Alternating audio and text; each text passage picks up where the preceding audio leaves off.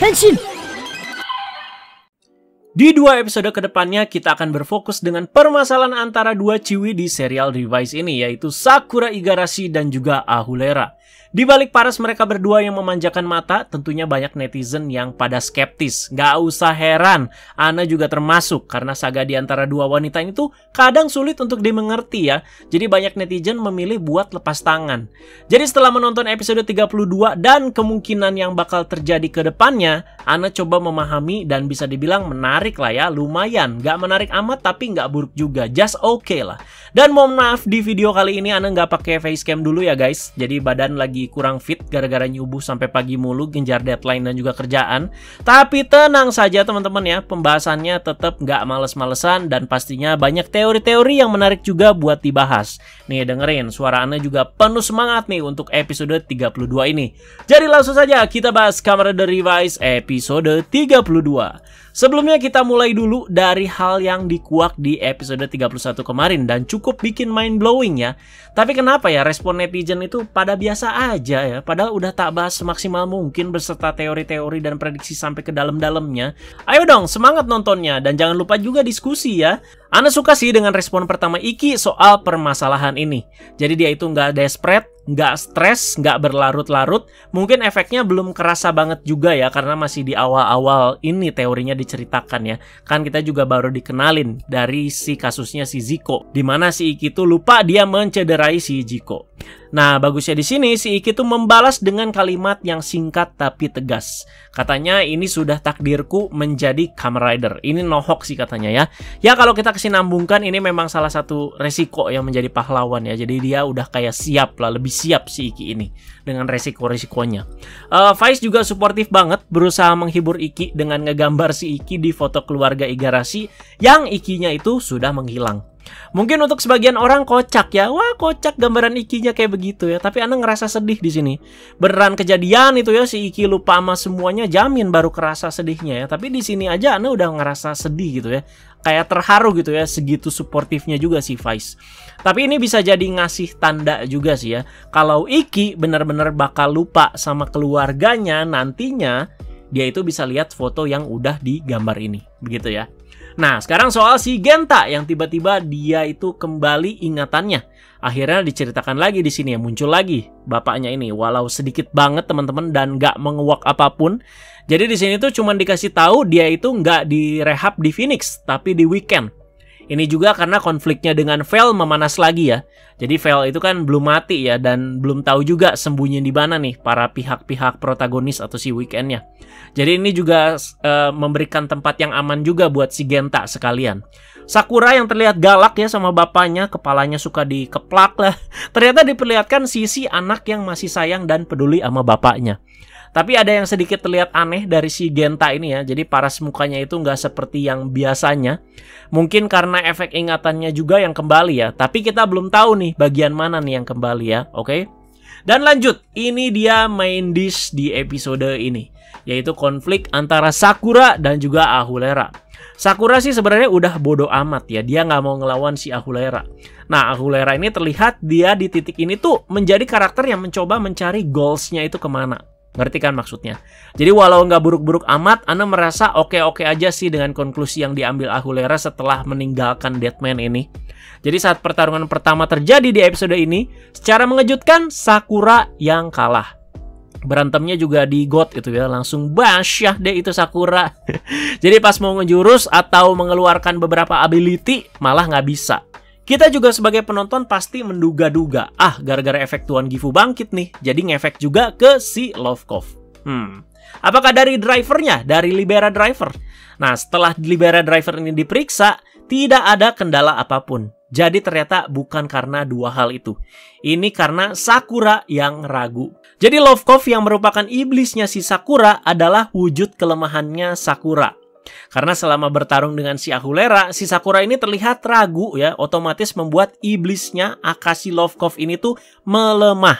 Jadi ini teori pas Lovekov juga baru muncul awal-awal sih ya, dan diulik lagi di sini, which is nice banget menurut Ana ya.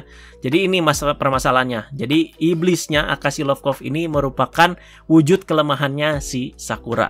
Oke, walau terlihat kayak nggak mau ada urusan lagi si Sakura ini sama si Ahulera, Tapi ada sesuatu dalam diri si Sakura yang connected gitu sama si Ahulera yang Anda tangkap ya.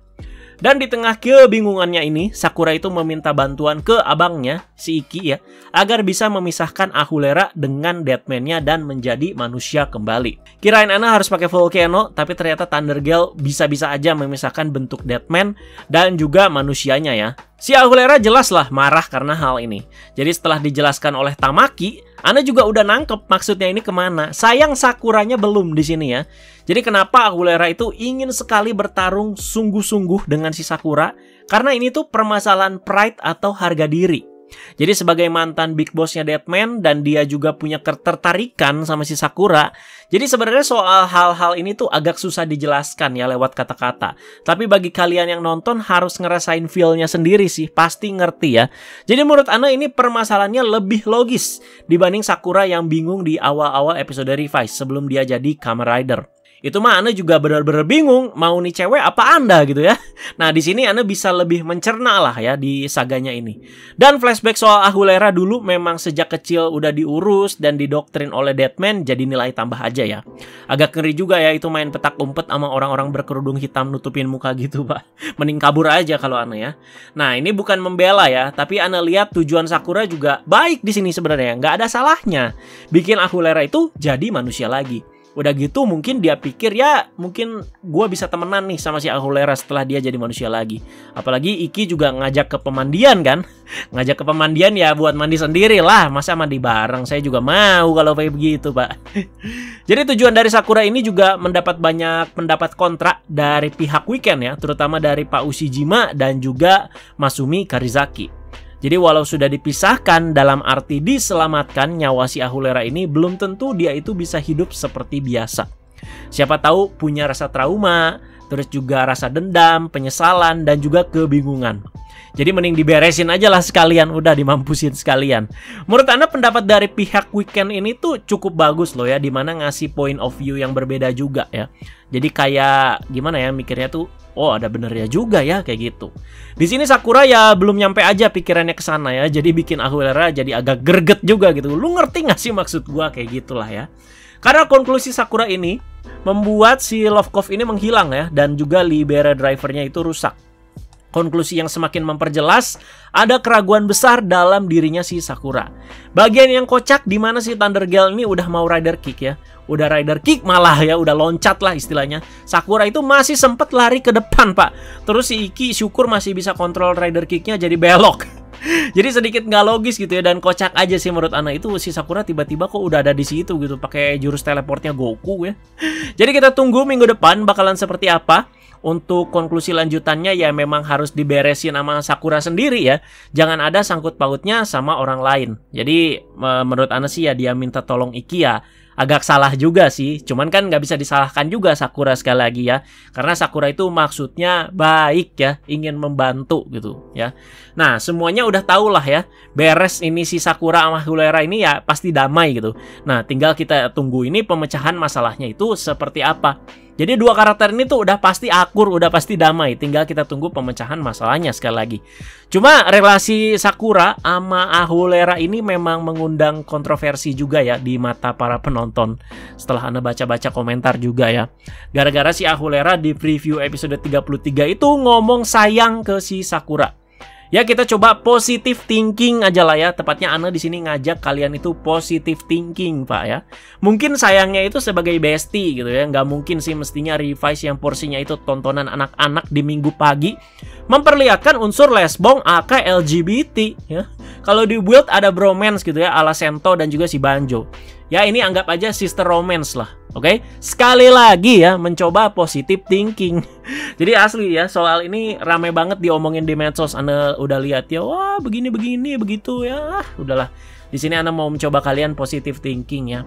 Tontonan anak-anak kok nggak mungkin ada unsur-unsur seperti ini kecuali kalau tayangannya itu bukan di minggu pagi ya. Diprotes emak-emak juga pasti ya.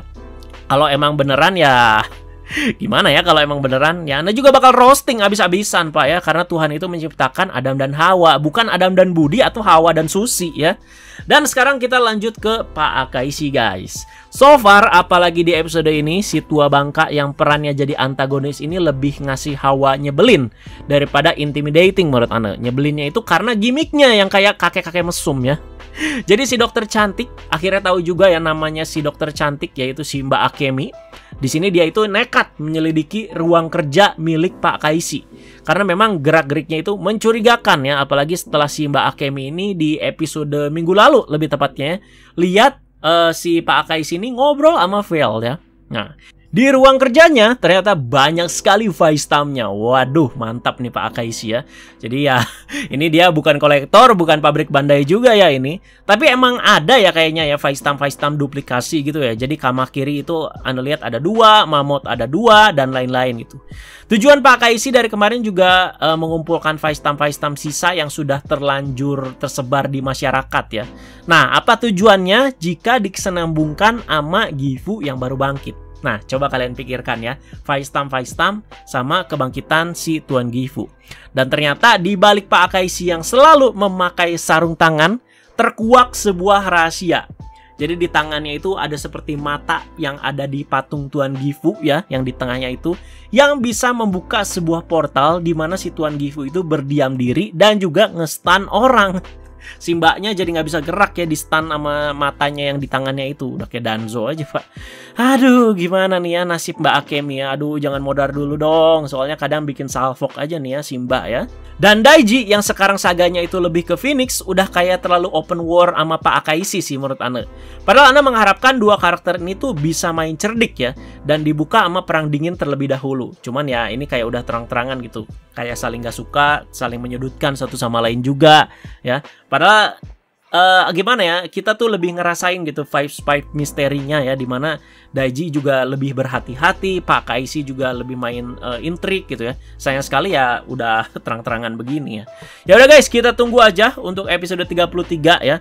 Yang pasti yang utama adalah konklusi akhir dari saganya Ahulera dan juga Sakura ya. Dan juga kayak gimana nih maksud sayangnya nih ya yang mengundang kontroversi. Kalian juga boleh komentar di bawah soal ini. Ya udah guys, segitu aja. Terima kasih banyak ya. Jadi walaupun tanpa facecam, terima kasih banyak yang sudah menyimak sampai habis. Tuh kan, Ana tetap penuh semangat bahasnya, tetap penuh dengan teori ya. Jadi jangan anggap karena nggak ada facecam Ana jadi malas-malesan. Enggak ya, tetap Ana siapkan teori-teorinya semaksimal mungkin di setiap video bahas-bahas. Ya udah guys, terima kasih banyak. Jadi sekali lagi jangan lupa komentar dan pendapatnya ya untuk episode 32 ini. Kalau misalkan ada yang salah, misalkan ada yang kurang ya silahkan dikoreksi dan juga ditambahkan. Ayo dong, lebih semangat lagi bahas-bahasnya teman-teman ya, karena ini sudah menuju akhir ceritanya Revise ya. Udah masuk episode 30-an. Kalian juga harus lebih semangat, oke? Terima kasih sekali lagi teman-teman, jangan lupa like, share, dan subscribe. Segitu aja guys. Terima kasih dan akhir kata. Bye-bye.